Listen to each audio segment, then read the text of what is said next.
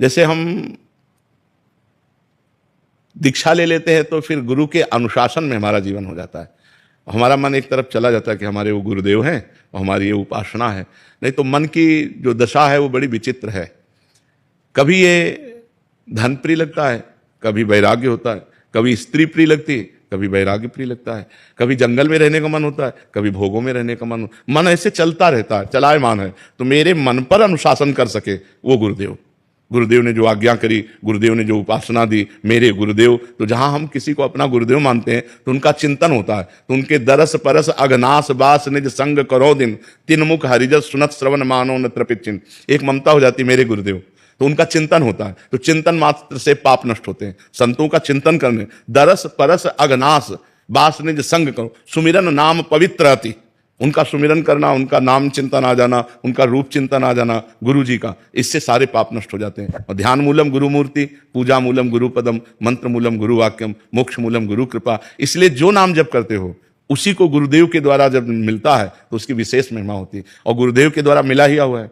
जैसे आप राधा राधा रट रहे हो तो कहीं ना कहीं किसी संत के मुख से राधा नाम सुना तभी तो रट रहे हो, तो हो गई दीक्षा, मान लेना चाहिए। जैसे पूज्य श्री कबीरदास जी को हमने पढ़ा कि रामानंदाचार्य जी से दीक्षा लेनी थी और वो संभव नहीं हो रही थी, तो वो काशी के घाट में सीढ़ियों पे लेट गए। तो वो 4 बजे तड़के गंगा स्नान करने जाते थे, वो अपने चिंतन में थे, तो पैर पड़ा कबीरदास जी की छाती में, जी देखा उनका बेटा राम राम, बोले गुरुदेव राम राम, बस उसे ही दीक्षा मान ली और बड़े सिद्ध महापुरुष हुए। तो जैसे कहा जाता है राधा राधा रटो, अब मान लिया राधा राधा, ये हमारे गुरुदेव और इनके मुख से निकला हुआ राधा नाम, हो गई दीक्षा। मानने की है, और एक कंठी बंधा लो, तिलक लगा लो और मनमानी आचरण करो तो कोई शिष्य हो गए क्या?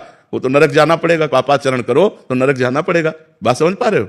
दीक्षा का मतलब होता है किसी संत से अपनापन हो जाना, किसी संत के अनुशासन से हमारा जीवन पवित्र मार्ग में चले, उसे ही दीक्षा कहते हैं।